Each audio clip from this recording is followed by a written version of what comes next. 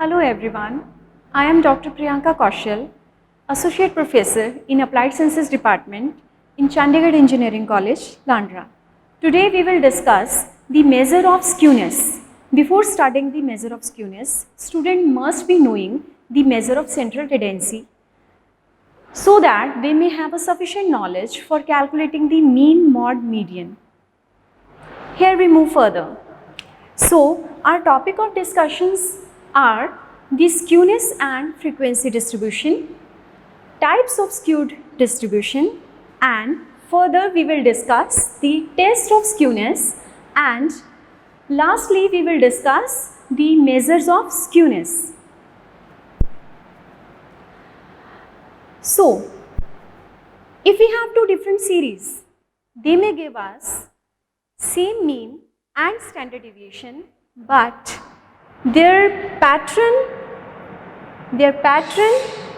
and their shape and their pattern may be different, and that is why the measure of central tendency gives us no accuracy, no idea about the shape and pattern, and that is what the need is. We do feel that the shape and pattern should be known to us, and the measure of skewness help us to know that shape and pattern.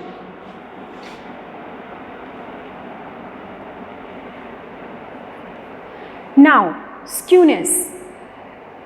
Before studying skewness, one should be knowing that what is the symmetry, because symmetry is something that a curve is being divided into equal parts, and wherever the symmetry is missing, the lack of symmetry, that is what we are talking about, that is known as the skewness. So, skewness is the lack of symmetry in a frequency distribution. Frequency distribution is something that when a data is given to us, the values of x and frequency is given, if we plot them along x-axis and y-axis, if we plot them like this along x-axis and along y-axis, we come to know a curve. If we join the dots, we will have a curve. That curve is known as the frequency distribution curve. And as we say that symmetry is missing, in the absence of that symmetry, which is not symmetrical, it will be known as the skewed distribution. That is the another name coming, that skewness in a distribution is known as the skewed distribution or asymmetrical distribution. These are the further names, another names for this distribution. Skewness denotes the degree of departure of a distribution from symmetry, because as we are seeing again and again that symmetry is not here. Then how far it has gone from the symmetry, that measure it should be there, and reveals the direction of scatteredness. When we see the direction means to say it could be positive or it could be negative. It could go towards the positive direction or it go towards the negative direction. In a skewed distribution, mean, median and mode are pulled away. Mean and median are pulled away from the mode, and hence mean, median and mode are not equal at all. They are totally different. They are the scattered ones. It has long tail on one side and short tail on the other side. Let's now study in depth. We have understood that what is the symmetry and what is the opposite of that, where there is no symmetry, that is known as the skewness. And a distribution which has the skewness is known as the skewed distribution. Now we are further dividing this skewed distribution into two categories. One is known as the positively skewed distribution and another one would be the negatively skewed distribution. Now we will discuss that how they are named and how their characteristics are, how they are shown graphically, how the curve is depicting the positive and negative skewness. That's it. Now, firstly we will discuss the positively skewed distribution. In a positively skewed distribution, if the long tail of the frequency curve of distribution lies to the right of the central point, it is called the positively skewed distribution. In such a distribution, the values of the mean will be greater than the median and median be greater than the mod. It will look like this, that you have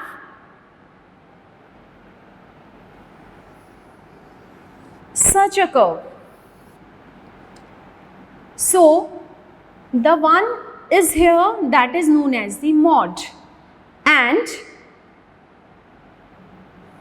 here is the median and here is the mean. This curve will be like if the longer part of the tail is on the positive direction. If this is supposed to be the neutral point 0, then this is the negative side and this would be the positive side. If you see your curve is more towards the positive axis, then it will be named as the positively skewed distribution.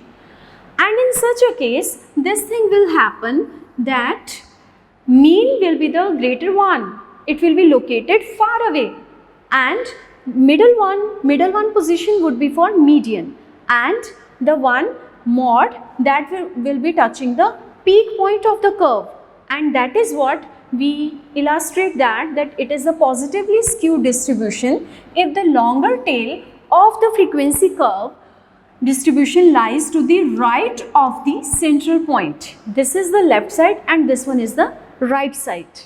Now let's move further. Then we have negatively skewed distribution. Negatively skewed distribution is just the opposite of the positively skewed distribution. The one which was already on the right side is now on the left side.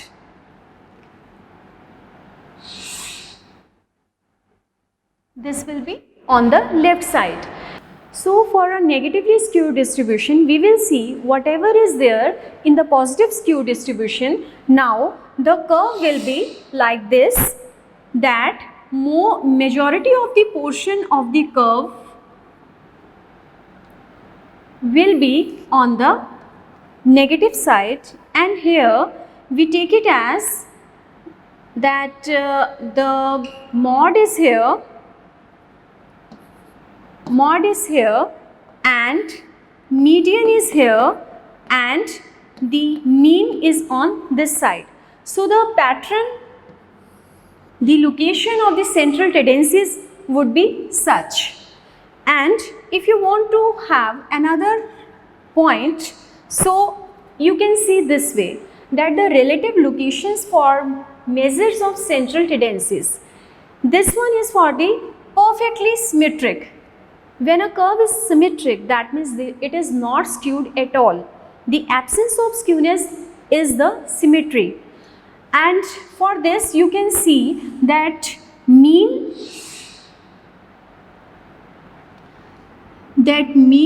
median and mod, these are at the central location. Whereas when it is a positively skewed, you will see that at the peak point there is the mod, and in between there is a median, and later on it is the mean. And for a negatively skewed, we can see that again at the peak point, because mod means to say the maximum frequency. So in a curve, wherever there is the maximum frequency, that will make a peak, and mod will always be on this point, and later on the median would be here and mean would be here in a negatively skewed distribution. Now there are certain examples where we can see that what is symmetry, what is positively skewed distribution, and another one, the negatively skewed distribution. For this we need to consider such an examples which are not given in the form of the data, that x and f is given to us. Those can be much visible in terms of the graphical notation, and here you can see that if such a case is there, the distribution in length of stay at a rehabilitation hospital, we have taken the number of days along x-axis and the frequency along the y-axis, and this is the given data available to us. What we have done, we have plotted this graph by joining the dots, and these dots are our data values. And this way, if it shows a perfect curve, then it is a symmetric curve. A bell-shaped curve, it is a symmetrical curve. Second one is positively skewed distribution. Another example is if we take the age groups along x-axis and the frequency along y-axis, and age distribution, if we plot a age distribution, then you will see that as per the given data, if we connect the dots, then we get a curve, and such a curve, the behavior of such a curve, you will see that more of the curve is on the positive axis, and such a curve is named as the positively skewed distribution. Next is, if we see another example of negatively skewed distribution, we have taken an example of distribution of scores on the numerical section of GRE. If we take up along x-axis the scores, the numerical scores, and along y-axis the frequency, and we draw such a curve based on the data, as per the values given to us, we are just putting the dots as per their location, and later on we are joining those dots. So such a curve is there, and the behavior of such a curve would be such that more of the curve is on the negative axis. This is the peak point of the curve, and more of the curve will lead to the negative axis. Such a curve will be known as negatively skewed distribution. Next is tests of skewness. So, students, we have thoroughly discussed that what is the skewness, what are the types of skewness. Now, if that skewness is present in the data, in that distribution, in that frequency distribution, then how to deal with that? There are certain tests of skewness which will make us capable of handling the skewness, and these are like, one is the relationship between the averages. If there is symmetry, that means there is no skewness. For symmetry, the mean, median and mode, this goes without saying that they are equal, they are perfectly equal. For symmetry, the mean, median and mode are equal if the curve is symmetric. But what if there is a skewness? How to observe that skewness? The idea behind that is, if the mean, median and mode are not at all equal. If these are not equal, that means that is a clear indication that the given data has some skewness. So, relationship between averages tells us that if the values of mean, median and mode are not identical, then skewness is found present. Second one is the distance of quartiles from the median. As we know that quartile divide the series in equal parts, 4 equal parts. So, in a symmetric distribution, these will be 25%, 25%, 25 and 25%, because it is a quartile. It will divide it in 4 equal parts. But what if there is a skewness? Skewness means there is no symmetry at all. How we will observe? If we focus on the quartile calculation and we observe that distances from the median are not equal. The distances from the median, these are not at all equal. These are not equal. Then skewness is present in the data, in the given distribution. Now the third one is the graph of the data. As we have discussed in the previous examples also, that graph of the data is something which tells us the clear picture that what is happening with the shape of the data, and that is why the pattern and shape gives us more clear idea that how this curve is symmetric or it is not symmetric. If it is not symmetric, then it is moving more towards positive axis or more towards negative axis. And that is what the name is there, positively skewed distribution, or it would be a negatively skewed distribution. Finally, we will discuss now measures of skewness. Once that test has conveyed that there is a skewness. We have come to know through those tests that there is a alarming skewness in the given data present. Then what to do? How to deal with that skewness? So now we will study the measures of skewness. The measures of skewness help us to find out the direction. Direction means in which direction it is moving. It is moving in positive direction or in the negative direction. And extent of asymmetry in a series and how far it is unsymmetric. Asymmetry. Then measures of skewness can be classified as absolute measures of skewness and relative measures of skewness. So now in the next part we will discuss them thoroughly, that what is the absolute measure of skewness and another one what is the relative measure of skewness. So the first one would be the absolute measure of skewness. The measures which express skewness in the units in which values of the series are expressed are called the absolute measures of skewness. Then comes the relative measures of skewness. The measures which express skewness in the form of ratios or percentage are called as the relative measures of skewness, and the very famous name of them is the coefficient of skewness. Relative measure can be named as coefficient of skewness as well, and these are very much useful when you are to compare two or more series for their skewness. Then these play a very important role, and most of the mathematical examples, mathematical illustrations are based on the coefficient of skewness only.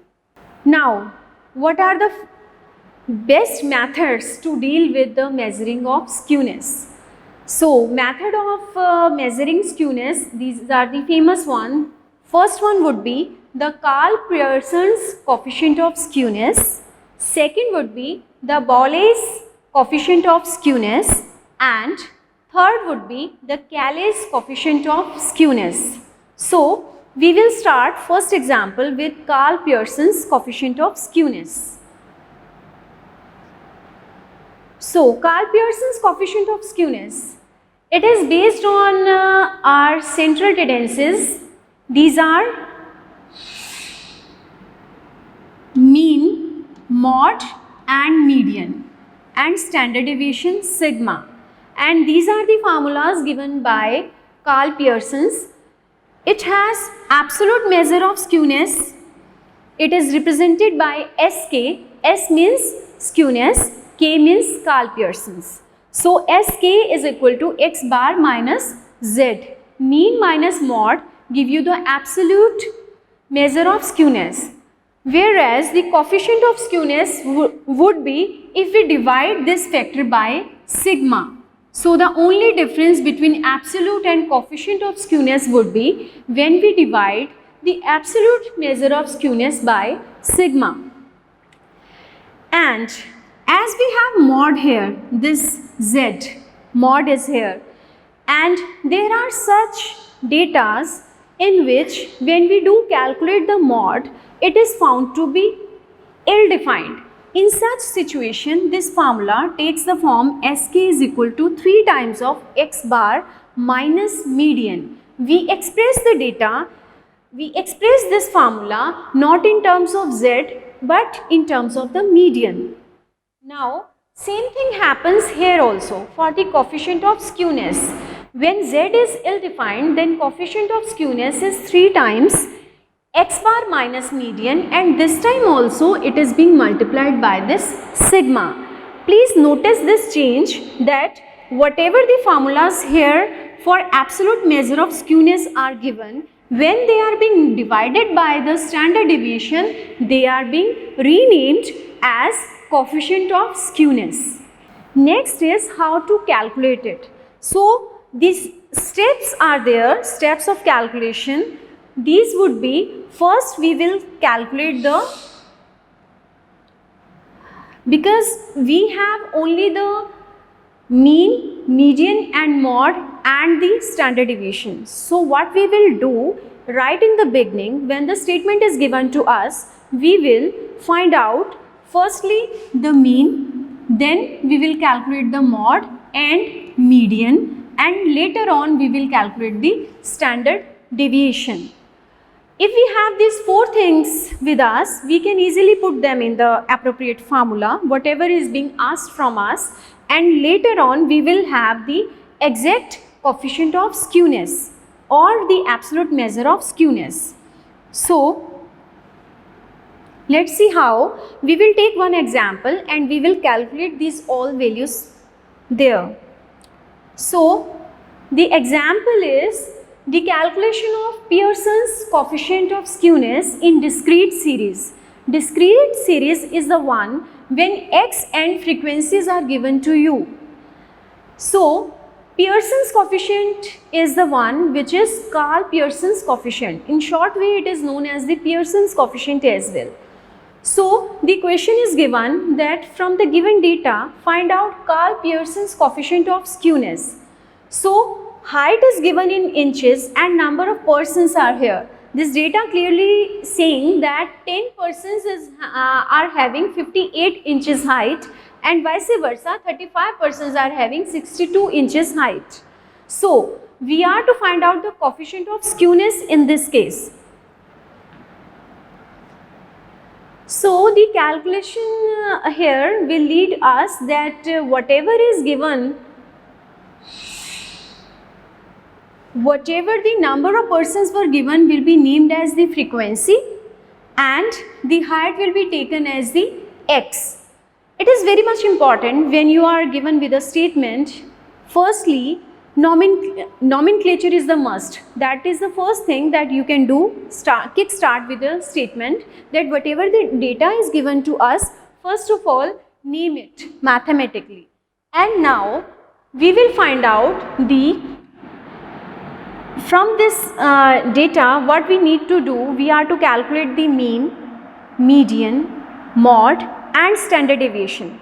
For this you are to find out firstly the mean, and here the mean we will start with the assumed mean. We have taken 60 to be the assumed mean. This is our assumed mean. Now D is x minus a. We will subtract all the x. D is equal to x minus a. 58 minus 60 will give me minus 2. 59 minus 60 will give me minus 1. 60 minus 60 means 0, and these are all the deviations. And 61 minus 60 will give me 1, and so on, 2 and 3. Thereafter, what we can do, we can make one more column where the squares of this D can be taken up. This will be 4, 1, 0, 1, 4, 9. Because this column will help us to calculate this FD square later on. Now, the next step would be that we are to calculate the mean in the discrete series. So, the formula would be that we will firstly calculate the f of d. F of d is the frequency and the deviation you have calculated, that is the f of d. You are to multiply these two columns. This will give you 20 minus 2 is minus 20, 18 into minus 1 is minus 18, 30 into 0 is 0, and so on. It will give you a simple, after a simple multiplication, you can do this calculation. And later on, you have calculated that d square column, and now this d square column when multiplied with the frequency will give you this calculation. So, later on what we can do, we can find out the summations of these. You can find out the summation of these columns. So, now the mean, the formula for the mean here, mean is calculated in a discrete series by this formula. And as we know, A was 60 and summation f of d was 158 and n, which is the total number of observation, that was 163. You can see this calculation part, and here we substitute all those values and we are getting mean. This one is the mean for the discrete series. Then comes the standard deviation. That standard deviation has this formula under square root fd square upon n minus summation fd upon n whole raised to power 2. As we have already discussed that for knowing the measure of skewness, the knowledge of mean, median, mode and standard deviation is a must. So please master your skills with these formulas so that as and when the kind of series you are dealing with, you should be able to write down the appropriate formula and calculate the series for the relevant values to be substituted there. And that is what the sigma is being calculated here, and this is coming out to be 1.4418. This is the standard deviation and this one is the mean. Later on, we all know that what is mode. Mode is the maximum number of frequency. If you can see the data,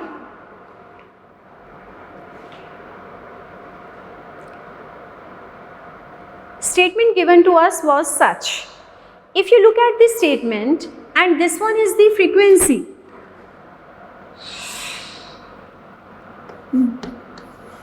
This one is the frequency. The maximum number of frequency is 42. The maximum number of frequency is 42. For what value of x? That is for 61. So here we go that by inspection we observe that mode is 61. This is calculated, this calculation of mode is by inspection. There are many other ways also to calculate the mode. Now, x bar we have calculated to be 60.969 and sigma is 1.4418 and z is 61. Now, we are having all those values which are needed to calculate the coefficient of skewness. So, let's substitute all those values in the given formula. So, the coefficient of skewness is x bar minus z upon sigma. We are having all those values. So, substitute them here and here we get the value that it is minus 0.0215. It is showing us negative. Negative means to say negatively skewed distribution. That means to say in the given data, the skewness was present and that skewness was having the direction in the negative axis, and that is why it is showing the negative skewed distribution. So this way we have seen that from the given data we have calculated the coefficient of skewness, and now we move to the second type, that is the Boyle's coefficient of skewness. Second one is Boyle's coefficient of skewness. It is based upon the median, first quartile, third quartile.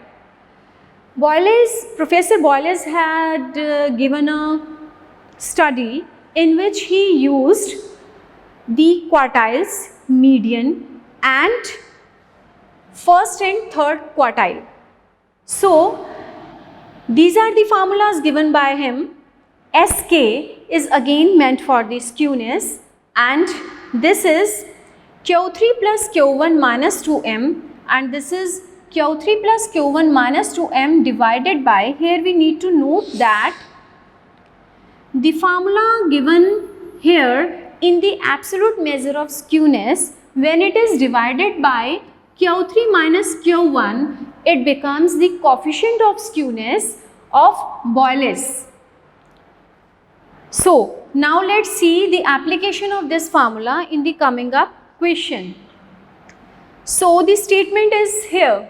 So we will discuss the steps for calculation before starting up the question. So first of all, we should be knowing that Boylett had given us the criteria of calculating the coefficient of skewness on the basis of quartiles. Quartiles Q1 and Q3. Third one is the median. So here we go. We will first calculate the Q1, the first quartile, then the third quartile and the median. These three are must, and you know these are the positional averages. We will discuss them in the calculation part. So before proceeding, we should be knowing that what are their basic formulas. These are the basic formulas. Now here is the question. Through this question we can see the application of this new formula. Now the question is, find Boyle's coefficient of skewness for the given frequency distribution. Distribution is given to us, number of children per family, and these are the number of families. First of all, we will do the nomenclature. We will take up the children per family as X and the number of families as F. This would be F and this would be X. Later on, as I said that quartiles and median, these are the positional averages. We need to calculate the cumulative frequency while calculating them. So, cumulative frequency is keeping the first value as such and later on finding the sum. 7 plus 10 would be 17. Later on the progressive sum will be taken up. 7, 10, 16 would be 33 and later on this 25 would be adding to them, that would be 58 and so on. One can easily understand the concept of cumulative frequency, that it is the frequency which is coming after adding the progressive frequency step by step, right? The sum present at the last must match the sum of the frequencies mentioned in the statement. So make sure whenever you are calculating the cumulative frequency, your final sum should be equal to the sum given right in the statement. So we are here to calculate the coefficient of skewness. We all know that the formula has already been discussed and the formula says that coefficient of skewness is Q3 plus Q1 minus 2 times of median divided by the difference of the quartiles. So Q1, it is the size of n plus 1 by 4th item. So capital N was 95. 95 plus 1 upon 4, that gives you 24th item. Mind it, it says 24th item. Now let's go back. 24th item. 24th item, that means to say whatever the cumulative frequencies was being calculated in the previous step, that will facilitate us to let us know that where would be the 24th item. So from here this is showing that 17 items are being listed till this point and 33, this point shows that 24th item will fall in this category. So the 24th item would be, size of 24th item would be 2, right? And here you can see the one which is being 24th item, the size of 24th item is 2 and the Q1, the so called first quartile, that will be 2 here. Now the formula goes like this, that Q3 is 3 times of n plus 1 divided by 4.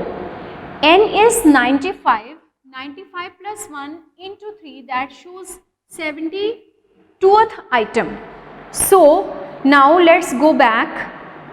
The given table in which cumulative frequency is given to us, it is mentioned that 58 items are listed till this point. So where would 72nd item would be there? So it would be here. From cumulative frequency, because cumulative frequency is a practice there to arrange the frequencies in their respective positions.